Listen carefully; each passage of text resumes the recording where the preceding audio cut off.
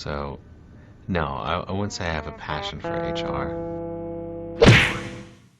Welcome back to Human Resources for the People. It's a human capital revolution. Today we're answering Ask HR questions because we're banned part 24, and we've got some interesting ones today. We've got a final warning out in Oregon, a reasonable accommodation of a bidet out in Kansas, and then a horrific accident out after being hired in Utah. Let's get right into it. From Oregon, the question is, how bad is a final warning? This person works in tech and has been moonlighting on the side.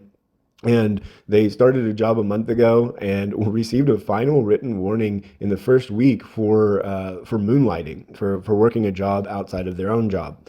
And they that's a little strange to me. I think it depends on whether or not they've trained them on that because, you know, moonlighting is what it is. If you're not used to this new policy and you haven't been trained on it, it's sort of unique. And they found out really quick, which is also I think odd to me. But they issued them a final written warning at the end of the first week, and then a month later they got an offer. And so the question is, how bad is a final written warning? Should I take it? Should I take the new job? And the answer is probably you're fine with a final written warning for moonlighting. If it were for performance, you might have a bigger problem, but moonlighting, it's generally a one-off. It's sort of like a contraband thing. But for me, I would probably take the new job and start fresh. I don't know if you burned your bridges. That's a little bit, that's something that HR people can't really answer, but I would take the new one. I absolutely would move on. I think that you may have already sort of poisoned the well.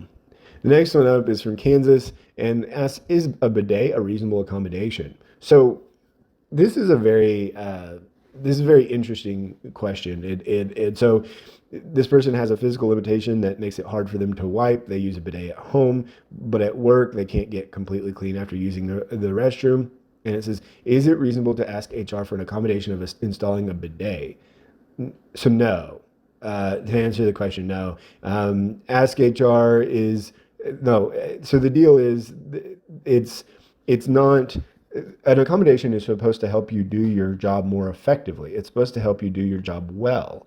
Um, and it's this isn't it. It has nothing to do with helping you do your job well or helping you do your job effectively. It's simply making you feel better. There are people, I mean, like, I think the equivalent is someone who has some sort of chronic body odor issue and asking for a shower to be installed, right? It's not possible, and also it could be unreasonable. Even if it were an accommodation that helped you do your job well, it could be considered unreasonable depending on the nature of the toilets in your building. Many of you can buy a bidet very cheaply on Amazon, like at like $20 or something like that. But some of those bathrooms can't accommodate that. I think that if I had to remember, my own workplace doesn't have a toilet that would take a bidet like that, and it could become quite expensive. So, of course, it's not an accommodation in and of itself, but beyond that, it's not even if it were, I'm not sure that it would be considered reasonable. I think that's up for debate, but whether or not it's an accommodation is not. The next one up is out of Utah, and it says, my sister just quit her job and worked 3 days at her new job. Then she got in a horrific accident and is unable to work for a couple weeks until surgery. The new job is considering firing her, but right now she's on unpaid admin leave. They're giving her 5 sick days and will check in with her weekly to see when she can work. She's wanting to know about her insurance. Well, so the way to go, it's possible that she doesn't even have insurance through her new job. She can try, but the way to go with this is Cobra, and I'm going to butcher. I think it's Consolidated Omnibus something something something. But Cobra is an acronym for protection for insurance after you leave a job, whether or not you're fired or what have you.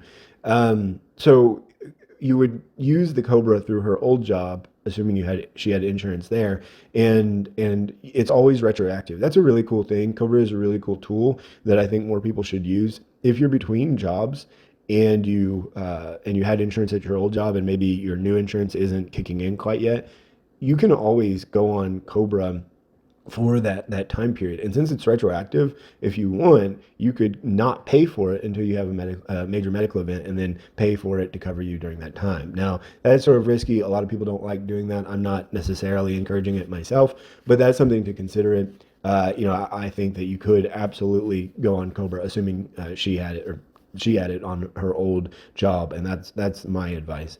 Let me know what you think down below. Leave comments, like, share, and subscribe, and we'll see you on the next video. Bye, guys.